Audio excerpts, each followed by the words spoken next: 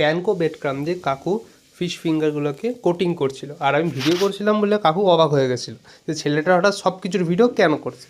যাই হোক, আজ ছিল মরশুম শেষে আমাদের শীতের পিকনিক।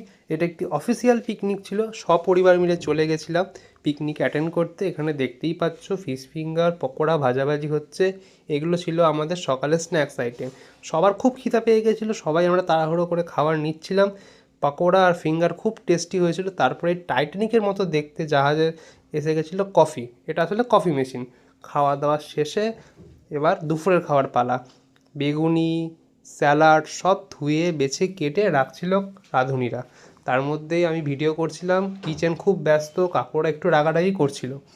তারপরে দুপুরের খাবার চলে এলো টেবিলে। ছিল সাদা ভাত, স্যালাড, পনির, মাছ, মাংস, মানে মাটন চিকেন দুটোই ছিল। তো এখানে সবাই খেতে বসে পড়েছে। অফিসিয়াল পিকনিক, সবাই খুব মজা করে খাওয়া দাওয়া, খেলা, নাচ গান হয়েছে আমাদের, সেসব ভিডিও আসবে। তো এখানে মটন এবার সব সার্ভ করা হচ্ছিল। আমি তো না খেয়ে ভিডিওই করে যাচ্ছিলাম, দেখতেই পাচ্ছ এত টেম্পটিং লাগছে। তো ভিডিওটা কেমন লাগলো লাইক করো, শেয়ার করো।